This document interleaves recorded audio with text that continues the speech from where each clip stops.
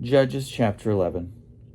Now, Jephthah the Gileadite, the son of a prostitute, was a mighty warrior. Gilead was the father of Jephthah. Gilead's wife also bore him sons. And when his wife's sons grew up, they drove Jephthah away, saying to him, "You shall not inherit anything in our father's house, for you are the son of another woman." Then Jephthah fled from his brothers and lived in the land of Tob. Outlaws gathered around Jephthah and went raiding with him. After a time, the Ammonites made war against Israel.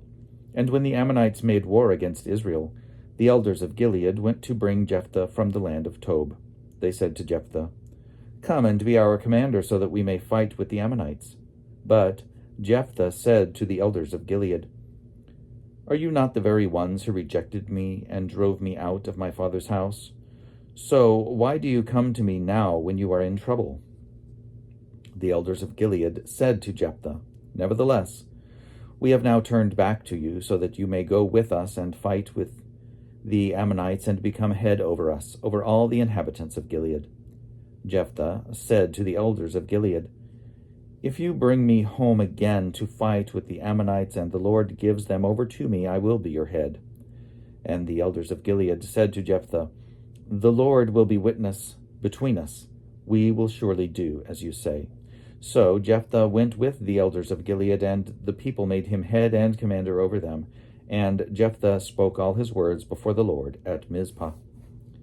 Then Jephthah sent messengers to the king of the Ammonites and said, "What is there between you and me, that you have come to me to fight against my land?" The king of the Ammonites answered the messengers of Jephthah, "Because Israel, on coming from Egypt, took away my land from the Arnon to the Jabbok and to the Jordan. Now, therefore, restore it peaceably." Once again, Jephthah sent messengers to the king of the Ammonites and said to him, "Thus says Jephthah, Israel did not take away the land of Moab or the land of the Ammonites, but when they came up from Egypt, Israel went through the wilderness to the Red Sea and came to Kadesh. Israel then sent messengers to the king of Edom, saying, 'Let us pass through your land.' But the king of Edom would not listen. They also sent to the king of Moab, but he would not consent. So Israel remained at Kadesh. Then they journeyed through the wilderness, went around the land of Edom and the land of Moab, arrived on the east side of the land of Moab, and camped on the other side of the Arnon. They did not enter the territory of Moab, for the Arnon was the boundary of Moab. Israel then sent messengers to King Sihon of the Amorites, king of Heshbon, and Israel said to him, "Let us pass through your land to our country." But Sihon did not trust Israel to pass through his territory, so Sihon gathered all his people together and encamped at Jahaz, and fought with Israel. Then the Lord, the God of Israel, gave Sihon and all his people into the hand of Israel, and they defeated them. So Israel occupied all the land of the Amorites who inhabited that country. They occupied all the territory of the Amorites, from the Arnon to the Jabbok, and from the wilderness to the Jordan. So now the Lord, the God of Israel, has conquered the Amorites for the benefit of his people Israel. Do you intend to take their place? Should you not possess what your God Chemosh gives you to possess? And should we not be the ones to possess everything that the Lord our God has conquered for our benefit? Now, are you any better than King Balak, son of Zippor of Moab? Did he ever enter into conflict with Israel, or did he ever go to war with them? While Israel lived in Heshbon and its villages, and in Aroer and its villages, and in all the towns that are along the Arnon, 300 years. Why did you not recover them within that time? It is not I who have sinned against you, but you are the one who does me wrong by making war on me. Let the Lord, who is judge, decide today for the Israelites or for the Ammonites." But the king of the Ammonites did not heed the message that Jephthah sent him. Then the Spirit of the Lord came upon Jephthah, and he passed through Gilead and Manasseh.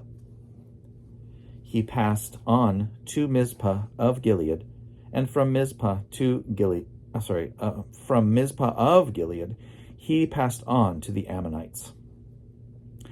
And Jephthah made a vow to the Lord and said, If you will give the Ammonites into my hand, then whatever comes out of the doors of my house to meet me when I return victorious from the Ammonites shall be the Lord's, to be offered up by me as a burnt offering. So Jephthah crossed over to the Ammonites to fight against them, and the Lord gave them into his hand. He inflicted a massive defeat on them from Aroer to the neighborhood of Minnith, 20 towns, and as far as Abel-Keramim. So the Ammonites were subdued before the Israelites. Then Jephthah came to his home at Mizpah, and there was his daughter coming out to meet him with timbrels and with dancing. She was his only child. He had no son or daughter except her. When he saw her, he tore his clothes and said, Alas, my daughter, you have brought me very low. You have become the cause of great trouble to me.